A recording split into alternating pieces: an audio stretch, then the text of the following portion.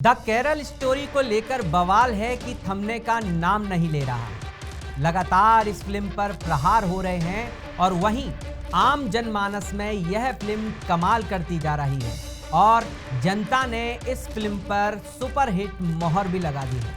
नमस्कार, मैं संदीप मिश्रा एक बार फिर आपके सामने हाजिर हूं सियासत की वो राज की बातें बताने जो आपने और कहीं नहीं सुनी होंगी। आज हम आपको बताएंगे द केरल स्टोरी फिल्म के सुपरहिट होने और उसके सियासत में क्या मायने हैं विषय पर। दरअसल यह फिल्म वह विषय है जिस विषय पर अभी तक दबे रूप में तो बात हुई थी, लेकिन इस प्रकार परफेक्ट डिजिटल डॉक्यूमेंटेशन के साथ कभी इस पर चर्चा नहीं हुई थी। लव जिहाद के दायरे में आने वाले मामले क्या मात्र लव जिहाद के ही हैं? क्या निमिषा फातिमा जैसी लड़कियां जो आईएसआईएस के जाल में फंसी, क्या वह लव जिहाद है या फिर वह आतंकवाद का ही एक प्रकार है जिस पर ध्यान ही नहीं दिया गया? क्या वह युवा जो आईएसआईएस के साथ जोड़े जाते हैं वह आतंकवाद के शिकार नहीं है? जो भी राज्य फिल्म पर प्रतिबंध लगा रहे हैं, क्या वह उन युवाओं की पीड़ा को और उस सत्य को सामने नहीं आने देना चाहते जो दरअसल उन युवाओं के लिए ही जानना आवश्यक है?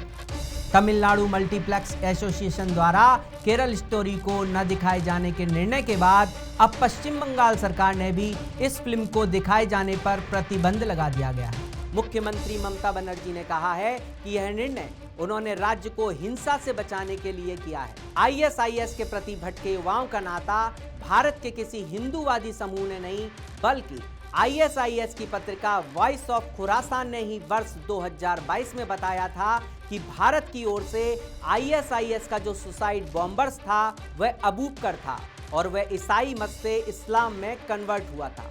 यह भी कहा गया था कि अबू बकर जब यूएई में था तब वह इस्लाम की ओर आकर्षित हुआ था और उसके बाद जब वह जिहाद की ओर आकर्षित हुआ वह आईएसआईएस की दुबई में स्लीपर सेल के लिए काम करने लगा।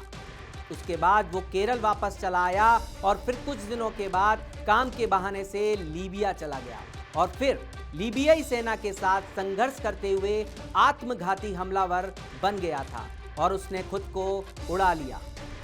अब सवाल यह उठता है कि क्या यह आतंकवाद नहीं है या ये घटनाएं मात्र लव जिहाद तक सीमित हैं, या फिर कहा जाए कि लव जिहाद दरअसल कुछ नहीं, वह आतंकवाद का ही एक रूप है।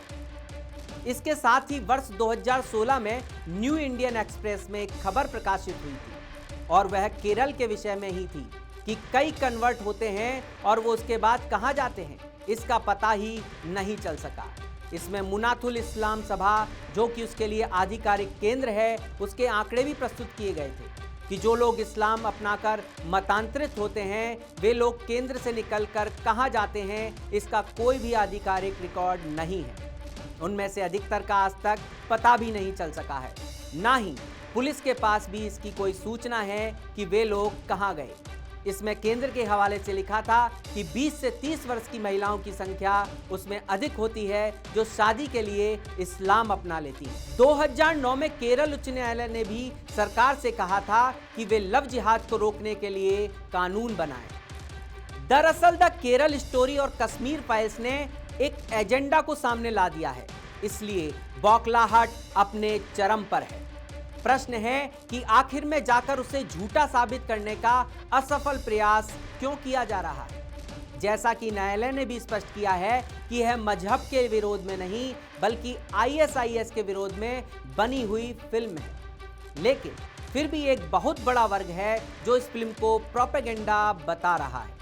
जैसे कश्मीर फाइल्स के आंकड़े जुटाए गए थे, वैसे ही वे लोग अब केरल स्टोरी के भी आंकड़े जुटा रहे हैं। दरअसल वो इसे प्रोपेगेंडा बताकर उन तमाम परिवारों पर नमक छिड़क रहे हैं जिनकी बेटियां या बेटे इस आतंकवाद का शिकार हो गए हैं। प्रश्न केरल स्टोरी को प्रोपेगेंडा बताने वालों से यह भी है कि वे युवाओं की पीड़ा के साथ क्यों नहीं हैं, देश की बेटियों की पीड़ा के साथ क्यों नहीं हैं। जैसे जैसे द केरल स्टोरी हिट होती जा रही है, इसके साथ साथ युवा वर्ग ने इस फिल्म के विषय वस्तु को लेकर एक चेतना जागृत होती जा रही है। और आने वाले समय में हो सकता है कि देश का युवा इन लोगों से यह सवाल खुद पूछेगा या यही युवा इसका लोकतांत्रिक रूप से जवाब देगा। तो आपने देखा कि एक फिल्म का सब्जेक्ट किस तरह सियासत बन जाता है और उस सियासत के क्या पॉजिटिव मायने होते हैं, ये हमने आपको बताए। आज के लिए बस इतना ही। कल फिर मिलेंगे सियासत के नए राज के साथ, राजकाज की बात के साथ। नमस्कार।